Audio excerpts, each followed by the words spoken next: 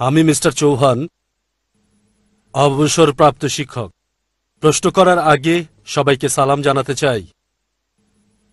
ওয়ালাইকুম আসসালাম ওয়া রাহমাতুল্লাহি ওয়া বারাকাতুহু। আমার প্রশ্নটা হলো, কুরআন ঈশ্বরের বাণী, যা আপনি বিস্তারিত বলেছেন অনেক ক্ষেত্রেই। তবে আমার সন্দেহ হয় যে কুরআন শুধু ঈশ্বরের বাণী না, এটা সংমিশ্রণ ঈশ্বর এবং নবীর বাণী। কিভাবে? কারণ অনেক আয়াতেই আপনি বলেছেন, আপনি উল্লেখ করেছেন যে আমি লিখি নাই, এটা নবী বলেছেন। আমি লিখি নাই, এটা আমার কথা না। যেখানেই তিনি বলেছেন এটা আমার কথা না, এই কথাগুলোর ব্যাপারে কি বলবেন? এগুলো কি তার কথা নয়? দয়া করে বলুন। ভাই খুব সুন্দর প্রশ্ন করলেন, আর যুক্তির ব্যাপারে বললেন যা আমি বলেছি খ্রিস্টান এবং বাইবেল সম্পর্কে। ভাই বললেন সন্দেহাতীতভাবে প্রমাণ করেছে যে ঈশ্বরের বাণী, তবে ঈশ্বরের বাণীর পাশাপাশি নবীজির কথাও আছে, কারণ কোরআনে বলা হয়েছে যে আমি এটা লিখি নাই।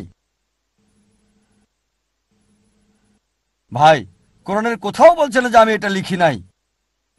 খুঁজে দেখেন আয়াতটা, আমি মেনে নেব যে কোরআন ঈশ্বরের বাণী নয়। কোরআন কি বলছে? তারা বলে নবী এটা রচনা করেছে। আর আমি উদ্ধৃতি দিয়েছি, হয়তো ভুল শুনেছেন। আমি যা বলেছি সূরা সাজদা অধ্যায় 32 আয়াত 1 থেকে 3।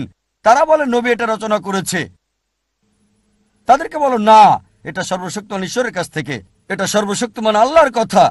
যদি নবী লিখতেন আপনার কথা আমি মানতাম। এটা বাইবেলে উল্লেখ করা আছে। বাইবেলে বলা হয়েছে যে মুসা আলাইহিস সালাম বলেছেন যে আমি মরে গিয়েছিলাম, ইত্যাদি ইত্যাদি। এটা মুসাও লিখেন না, ঈশ্বরও লিখেন নাই। যদি মুসা লিখতেন কিভাবে বলেন আমি মরে গিয়েছিলাম? আর বাইবেলে এটাই উল্লেখ আছে, যীশু খ্রিস্ট ভাই সাল্লাল্লাহু আলাইহি সাল্লাম বলেছেন।